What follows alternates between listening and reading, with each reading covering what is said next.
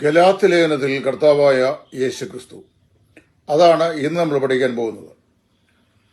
പുതിയ മുതലേ ഓരോ പുസ്തകത്തിലും കർത്താവായ യേശുക്രിസ്തുവിന്റെ വൈവിധ്യങ്ങളായിട്ടുള്ള പ്രവൃത്തികളെയും ആളത്വത്തിന്റെ വേലയെയും നമുക്ക് കാണുവാൻ സാധിക്കുന്നുണ്ട്.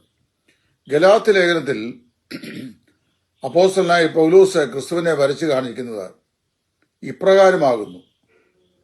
അതായത് മരത്തിന്മേൽ തൂങ്ങുന്നവൻ ഏവനും ശപിക്കപ്പെട്ടവൻ എന്നെഴുതിക്കുന്ന പോലെ ക്രിസ്തു നമുക്ക് വേണ്ടി ശാപമായി തീർന്നു.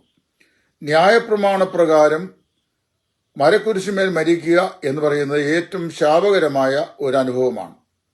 കർത്താവായ യേശു മരക്കുരിശുമേൽ മരിച്ചതായിട്ടാണ് പൗലോസും വ്യക്തമാക്കുന്നത്. അതിന്റെ 1-ാം അധ്യായത്തിൽ പറയുമ്പോൾ കർത്താവായ യേശുവിനെ ക്രൂശിക്കപ്പെട്ടവനായി നിങ്ങളുടെ മുമ്പാകെ വരച്ചു കാട്ടിയിരിക്കുന്നു എന്ന് അപ്പോസ്തലൻ പറയുന്നു.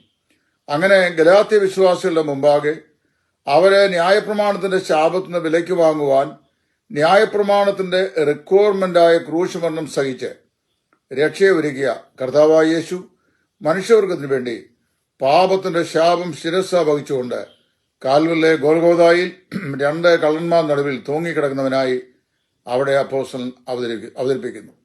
അങ്ങനെ കർത്താവായ യേശു നമുക്ക് വേണ്ടി ന്യായപ്രമാണത്തിന്റെ ശാപം ഏറ്റുവാങ്ങി ക്രൂശിന്മേൽ ശാപകരമായ മരണം സഹിക്കുക, ന്യായപ്രമാണത്തിന്റെ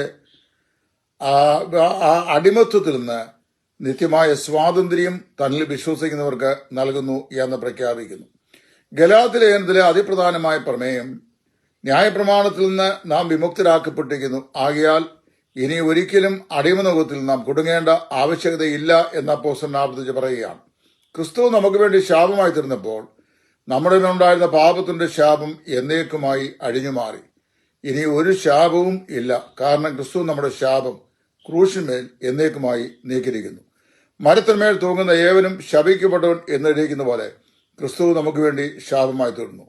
അങ്ങനെ കർത്താവായ യേശു ക്രിസ്തുവിന്റെ ക്രൂശിൽ പ്രശംസിച്ച് അപ്പോസ്തലൻ വിളിച്ചു പറഞ്ഞു, എനിക്കോ നമ്മുടെ കർത്താവായ യേശു ക്രിസ്തുവിന്റെ ക്രൂശിൽ അല്ലാതെ പ്രശംസിപ്പാൻ ഇടവരരുത്. കാൽവരിലെ ഗോൽഗോഥായിൽ ഉയർത്തപ്പെട്ട കർത്താവായ യേശു ക്രിസ്തുവിന്റെ ക്രൂശ് ഒരു കാര്യം വിളിച്ചു പറയുകയാണ്: മനുഷ്യവർഗത്തിന്റെ പാപത്തിന്റെ ശാപം എന്നേക്കുമായി നീക്കപ്പെട്ടിരിക്കുന്നു. ദൈവത്തിന് സ്തോത്രം.